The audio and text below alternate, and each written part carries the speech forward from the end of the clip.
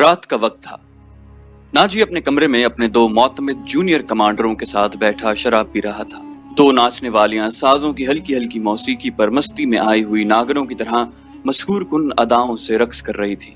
ان کے پاؤں میں گھنگرو نہیں تھے، ان کے جسموں پر کپڑے صرف اسی قدر تھے کہ ان کے سطر ڈھکے ہوئے تھے۔ اس رقص میں خمار کا تاثر تھا۔ دربان اندر آیا اور ناجی کے کان میں کچھ کہا۔ ناجی جب شراب اور رقص میں محو ہوتا تھا تو کوئی مخل ہونے کی جرت نہیں کر سکتا تھا۔ صرف دربان کو معلوم تھا کہ وہ کون سا ضروری کام ہے جس کی خاطر ناجی عیش و طرب کی محفل سے اٹھا کرتا ہے، ورنہ وہ اندر آنے کی جرت نہ کرتا۔ اس کی بات سنتے ہی ناجی باہر نکل گیا اور دربان اسے دوسرے کمرے میں لے گیا۔ وہاں سوڈانی لباس میں ملبوس ایک ادھیڑ عمر آدمی بیٹھا تھا، اس کے ساتھ ایک جوان لڑکی تھی۔ ناجی کو دیکھ کر وہ اٹھی۔ ناجی اس کے چہرے اور قد کاٹ کی دلکشی دیکھ کر ٹھٹک گیا۔ وہ عورتوں کا شکاری تھا، اسے عورتیں صرف اپنی عیاشی کے لیے درکار نہیں ہوتی تھی، ان سے وہ اور بھی کئی کام لیا کرتا تھا، جن میں ایک یہ تھا کہ وہ نہایت خوبصورت اور عیار لڑکیوں کے ذریعے بڑے بڑے افسروں کو اپنی مٹھی میں رکھتا تھا، اور ایک کام یہ بھی تھا کہ وہ انہیں امیروں وزیروں کو بلیک میل کرنے کے لیے استعمال کرتا تھا، اور ان سے وہ جاسوسی بھی کرواتا تھا۔ جس طرح قصاب جانور کو دیکھ کر بتا دیتا ہے کہ اس کا گوشت کتنا ہے، اسی طرح ناجی لڑکی کو دیکھ کر اندازہ لگا لیا کرتا تھا کہ یہ کس کام کے لیے موزوں ہے۔ لڑکیوں کے بیوپاری اور بردہ فروش اکثر ناجی کے پاس مال لاتے رہتے تھے۔ یہ آدمی بھی ایسے ہی بیوپاریوں میں سے لگتا تھا۔ لڑکی کے متعلق اس نے بتایا کہ تجربہ کار ہے، ناچ بھی سکتی ہے اور پتھر کو زبان کے میٹھے زہر سے پانی میں تبدیل کر سکتی ہے۔ ناجی نے اس کا تفصیلی انٹرویو لیا۔ وہ اس فن کا ماہر تھا۔ اس کے مطابق اس نے لڑکی کا امتحان لیا اور اس نے یہ رائے قائم کی کہ جس کام کے لیے وہ ایک لڑکی کو تیار کر رہا تھا، اس کے لیے یہ لڑکی تھوڑی سی ٹریننگ کے بعد موزوں ہو سکتی ہے۔ سودا طے ہو گیا۔ بیوپاری قیمت وصول کر کے چلا گیا۔ ناجی لڑکی کو اس کمرے میں لے گیا جہاں اس کے دو ساتھی رقص اور شراب سے دل بہلا رہے تھے۔ اس نے لڑکی کو ناچنے کے لیے کہا۔ لڑکی نے جب چوغا اتار کر جسم کو دو ہی بل دیے تو ناجی اور اس کے ساتھی تڑپ اٹھے۔ پہلی دونوں ناچنے والیوں کے رنگ پیلے پڑ گئے۔ اس نئی لڑکی کے سامنے ان کی قدر و قیمت کم ہو گئی تھی۔ ناجی نے اسی وقت محفل برخاست کی اور اس لڑکی کو اپنے پاس بٹھا کر سب کو باہر نکال دیا۔ لڑکی سے نام پوچھا تو اس نے زکوئی بتایا۔ ناجی نے کہا، زکوئی تمہیں یہاں لانے والے نے بتایا تھا کہ تم پتھر کو پانی میں تبدیل کر سکتی ہو۔ میں تمہارا یہ کمال دیکھنا چاہتا ہوں۔ وہ پتھر کون ہے؟ زکوئی نے پوچھا۔ نیا امیر مصر، ناجی نے جواب دیا۔ وہ سالار اعظم بھی ہے۔ صلاح الدین ایوبی؟ زکوئی نے پوچھا۔ ہاں، صلاح الدین ایوبی، ناجی نے کہا۔ اگر تم اسے پانی میں تبدیل کر دو تو اس کے وزن جتنا سونا تمہارے قدموں میں رکھ دوں گا۔ وہ شراب تو پیتا ہوگا؟ نہیں، ناجی نے جواب دیا۔ شراب، عورت، ناچ گانے اور تفریح سے وہ اتنی ہی نفرت کرتا ہے جتنی ہر مسلمان خنزیر سے کرتا ہے۔ میں نے سنا تھا کہ آپ کے پاس لڑکیوں کا ایسا طلسم ہے جو نیل کی روانی کو روک لیتا ہے۔ زکوئی نے کہا، کیا وہ طلسم بیکار ہو گیا ہے؟ میں نے ابھی آزمایا نہیں، ناجی نے کہا۔ یہ کام تم کر سکتی ہو۔ میں صلاح الدین ایوبی کی عادتوں کے متعلق تمہیں بہت کچھ بتاؤں گا۔ کیا آپ اسے زہر دینا چاہتے ہیں؟ زکوئی نے پوچھا۔ ابھی نہیں، میری اس کے ساتھ کوئی دشمنی نہیں، میں صرف یہ چاہتا ہوں کہ وہ ایک بار کسی تم جیسی لڑکی کے جال میں پھنس جائے، پھر میں اسے اپنے پاس بٹھا کر شراب پلاؤں۔ اگر اسے قتل کرنا مقصود ہوتا تو میں یہ کام ہشیشین سے نہایت آسانی سے کرا سکتا تھا۔ یعنی آپ اس کے ساتھ دشمنی نہیں، دوستی کرنا چاہتے ہیں، زکوئی نے کہا۔ اتنا برجستہ جملہ سن کر ناجی چند لمحے لڑکی کو دیکھتا رہا۔ وہ اس کی توقع سے زیادہ ذہین تھی۔ ہاں زکوئی، ناجی نے اس کے ملائم بالوں پر ہاتھ پھیر کر کہا، میں اس کے ساتھ دوستی کرنا چاہتا ہوں، ایسی دوستی کہ وہ میرا ہم نوالا اور ہم پیالہ بن جائے۔ آگے میں جانتا ہوں کہ مجھے اس سے کیا کام لینا ہے، ناجی نے کہا اور ذرا سوچ کر بولا، لیکن میں تمہیں یہ بھی بتانا ضروری سمجھتا ہوں کہ ایک جادو صلاح الدین ایوبی کے ہاتھ میں بھی ہے۔ اگر تمہارے حسن اور ناز و انداز پر اس کا جادو چل گیا تو میں تمہیں زندہ نہیں رہنے دوں گا۔ اگر تم نے مجھے دھوکہ دیا تو تم ایک دن سے زیادہ زندہ نہیں رہ سکو گی۔ صلاح الدین ایوبی تمہیں موت سے نہیں بچا سکے گا، تمہاری زندگی اور موت میرے ہاتھ میں ہے، تم مجھے دھوکہ نہیں دے سکو گی، اسی لیے میں نے تمہارے ساتھ کھل کر بات کی ہے، ورنہ میرے رتبے اور حیثیت کا آدمی ایک پیشہ ور لڑکی کے ساتھ پہلی ملاقات میں ہی ایسی باتیں کبھی نہیں کرتا۔ یہ آپ کو آنے والا وقت بتائے گا کہ کون کس کو دھوکہ دیتا ہے۔ زکوئی نے کہا، مجھے یہ بتائیے کہ صلاح الدین ایوبی تک میری رسائی کس طرح ہوگی؟ میں اسے ایک جشن میں بلا رہا ہوں، ناجی بولا، اسے رات اپنے ہاں رکھوں گا اور تمہیں اس کی خوابگاہ میں داخل کروں گا، میں نے تمہیں اسی مقصد کے لیے بلایا ہے۔ ٹھیک ہے، آگے میں سنبھال لوں گی۔ وہ رات گزر گئی اور پھر کئی راتیں گزر گئیں۔ صلاح الدین ایوبی انتظامی کاموں اور نئی فوج تیار کرنے میں اتنا مصروف رہا کہ ناجی کی دعوت قبول کرنے کا وقت نہ نکال سکا۔ علی بن سفیان نے اسے ناجی کے متعلق جو رپورٹ دی اس سے وہ پریشان ہو گیا۔ اس نے علی سے کہا، تو اس کا مطلب یہ ہے کہ یہ شخص صلیبیوں سے زیادہ خطرناک ہے۔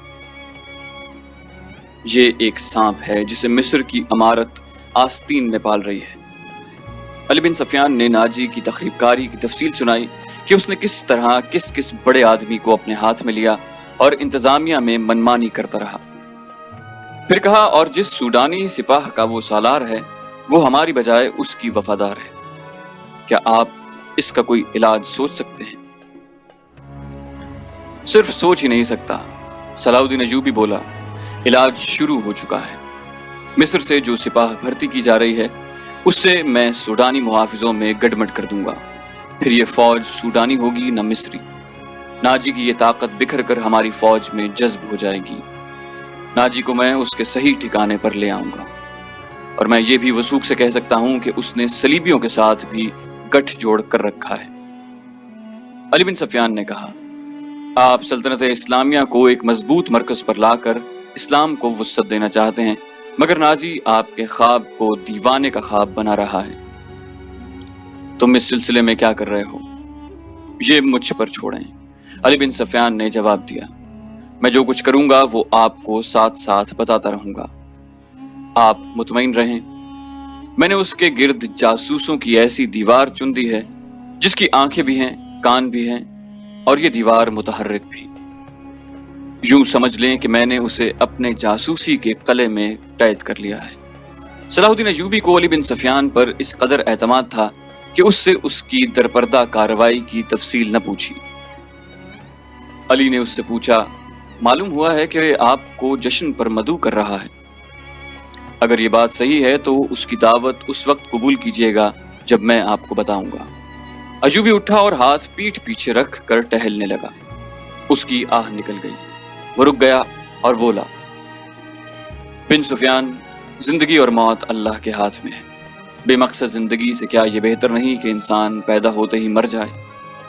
کبھی کبھی یہ سوچ دماغ میں آ جاتی ہے کہ وہ لوگ شاید خوش نصیب ہیں جن کی قومی حس مردہ ہوتی ہے اور جن کا کوئی کردار نہیں ہوتا، بڑے مزے سے جیتے اور اپنی آئی پر مر جاتے ہیں۔ وہ بد نصیب ہیں امیر محترم، علی نے کہا۔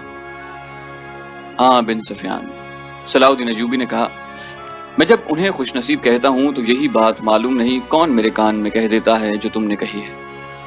میں سوچتا ہوں کہ ہم نے تاریخ کا دھارا اس موڑ پر نہ بدلا تو ملت اسلامیہ بکھر کر وادیوں، جنگلوں اور صحراؤں میں کھو جائے گی۔ ملت کی خلافت 3 حصوں میں بٹ گئی ہے، امیر منمانی کر رہے ہیں اور صلیبیوں کے اعلی کار بنتے جا رہے ہیں۔ مجھے یہ ڈر بھی محسوس ہونے لگا ہے کہ مسلمان اگر زندہ رہے تو وہ ہمیشہ صلیبیوں کے غلام اور اعلی کار رہیں گے۔ وہ اسی پر خوش رہیں گے کہ زندہ ہیں، مگر قوم کی حیثیت سے وہ مردہ ہوں گے۔ ذرا نقشہ دیکھو علی، آدھی صدی میں دیکھو ہماری سلطنت کا نقشہ کتنا سکڑ گیا ہے۔ وہ خاموش ہو گیا، سر جھکا کر ٹہلنے لگا، پھر رک گیا اور سر کو جھٹک کر علی بن سفیان کو دیکھا۔ جب تباہی اپنے اندر سے اٹھے تو اسے روکنا محال ہو جاتا ہے۔ اگر ہماری خلافت اور امارتوں کا یہی حال رہا تو صلیبیوں کو ہم پر حملے کرنے کی ضرورت پیش نہیں آئے گی۔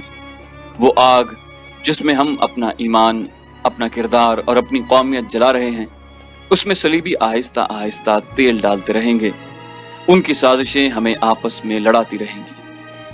میں شاید اپنا عزم پورا نہ کر سکوں، میں شاید صلیبیوں سے شکست بھی کھا جاؤں، لیکن میں قوم کے نام ایک وصیت چھوڑنا چاہتا ہوں۔ وہ یہ ہے کہ کسی غیر مسلم پر کبھی بھروسہ نہ کرنا۔ ان کے خلاف لڑنا ہے تو لڑ کر مر جانا۔ کسی غیر مسلم کے ساتھ کبھی سمجھوتا اور کوئی معاہدہ نہ کرنا۔ آپ کا لہجہ بتا رہا ہے جیسے آپ اپنے عزم سے مایوس ہو گئے ہیں، علی بن سفیان نے کہا۔ مایوس نہیں، جذباتی۔ علی، میرا ایک حکم متعلقہ شعبے تک پہنچا دو۔ بھرتی تیز کر دو اور کوشش کرو کہ فوج کے لیے زیادہ سے زیادہ ایسے آدمی رکھو جو جنگ کا تجربہ حاصل کر چکے ہوں۔ ہمارے پاس اتنی لمبی تربیت کا وقت نہیں۔ بھرتی ہونے والوں کا مسلمان ہونا لازمی قرار دے دو، اور تم اپنے لیے ذہن نشین کر لو کہ ایسے جاسوسوں کا ایک دستہ تیار کرو جو دشمن کے علاقے میں جا کر جاسوسی بھی کریں اور شب خون بھی ماریں۔ یہ جانبازوں کا دستہ ہوگا۔ انہیں خصوصی تربیت دو۔ ان میں یہ صفات پیدا کرو کہ اونٹ کی طرح زیادہ سے زیادہ عرصہ پیاس برداشت کر سکیں۔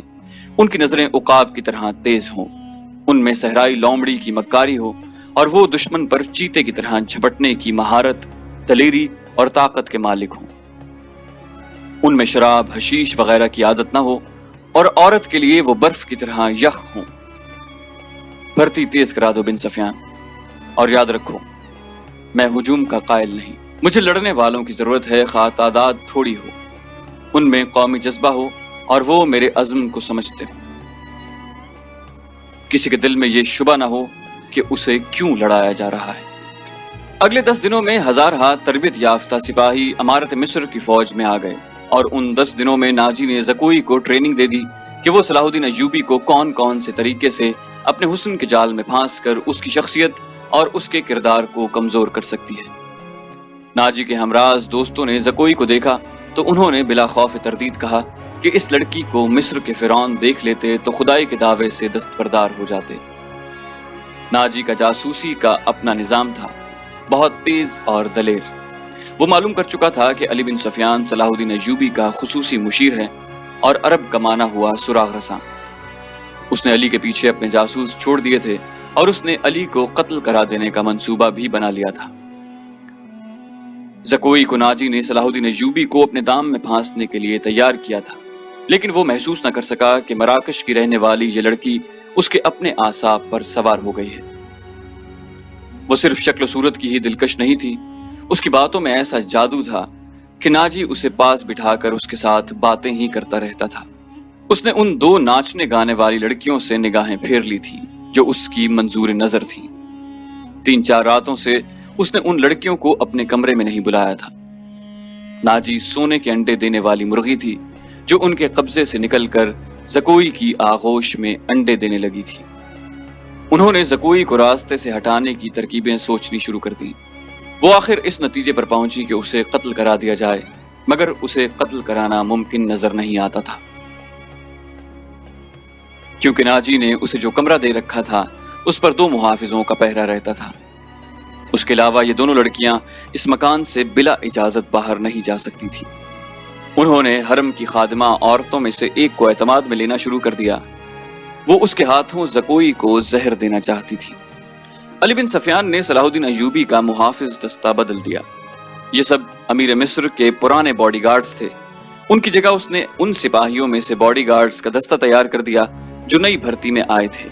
یہ جانبازوں کا منتخب دستہ تھا جو سپاہ گری میں بھی طاق تھا، اور جذبے کے لحاظ سے اس کا ہر سپاہی مرد حر تھا۔ ناجی کو یہ تبدیلی بالکل پسند نہیں تھی، لیکن اس نے صلاح الدین ایوبی کے سامنے اس تبدیلی کی بے حد تعریف کی، اور اس کے ساتھ ہی درخواست کی کہ صلاح الدین ایوبی اس کی دعوت قبول کر لے۔ ایوبی نے اسے جواب دیا کہ وہ 1 آدھ دن میں اسے بتائے گا کہ وہ کب دعوت قبول کر سکے گا۔ اس کے جانے کے بعد صلاح الدین ایوبی نے علی بن سفیان سے مشورہ لیا کہ وہ دعوت پر کب جائے۔ علی نے اسے مشورہ دیا کہ اب وہ کسی بھی روز دعوت قبول کر لے۔ दूसरे ही दिन सलाहुद्दीन अय्यूबी ने नाजी को बताया कि वो किसी भी रात दावत पर आ सकता है। नाजी ने 3 रोज के बाद दावत दी और बताया कि ये दावत कम और जश्न ज्यादा है और ये जश्न शहर से दूर सहरा में मशलों की रोशनी में मनाया जाएगा।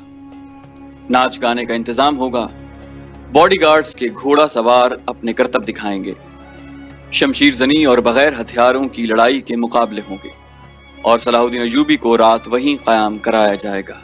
रिहाइश के लिए खैमे नस्ब होंगे। सलाहुद्दीन अय्यूबी प्रोग्राम की तफसील सुनता रहा। उसने नाचने गाने पर भी एतराज न किया। नाजी ने डरते झिझकते कहा, फौज के बेशतर सिपाही जो मुसलमान नहीं या जो अभी नीम मुसलमान हैं, कभी कभी शराब पीते हैं। वो शराब के आदी नहीं। वो इजाजत चाहते हैं कि जश्न में उन्हें शराब पीने की इजाजत दी जाए। सलाहुद्दीन अय्यूबी ने कहा कि आप उनके कमांडर हैं, आप चाहें तो उन्हें इजाजत दे दें, ना देना चाहें तो मैं आप पर अपना हुक्म नहीं चलाऊंगा।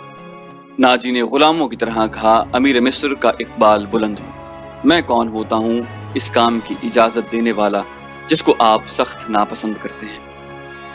उन्हें इजाजत दे दें कि जश्न की रात हंगामा आराई और बदकारी के सिवा सब कुछ कर सकते हैं। सलाहुद्दीन अय्यूबी ने कहा, अगर शराब पीकर किसी ने हल्ला गुल्ला किया तो उसे सख्त सजा दी जाएगी। यह खबर जब सलाहुद्दीन अय्यूबी के स्टाफ तक पहुंची कि नाजी सलाहुद्दीन अय्यूबी के एजाज में जो जश्न मुनक्किद कर रहा है उसमें नाच गाना होगा और शराब भी पी जाएगी और सलाहुद्दीन अय्यूबी ने इस जश्न की दावत इन खराफात के बावजूद कबूल कर ली है, तो सब हैरत से एक दूसरे का मुंह देखने लगे। किसी ने कहा कि नाजी झूठ बोलता है, वो दूसरों पर अपना रूप डालना चाहता है, और किसी ने ये राय दी कि नाजी का जादू सलाहुद्दीन अय्यूबी पर भी चल गया है।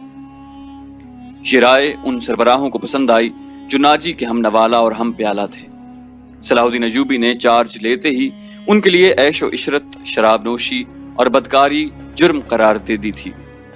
उसने ऐसा सख्त डिसिप्लिन राइज किया था कि किसी को पहले की तरह फराइज से कोताही की जरूरत नहीं होती थी। वो इस पर खुश थे कि आज नए अमीर मिस्र ने किसी दावत में शराब और रक्स की इजाजत दे दी है, तो कल परसों वो खुद भी इन रंगीनियों का रसिया हो जाएगा।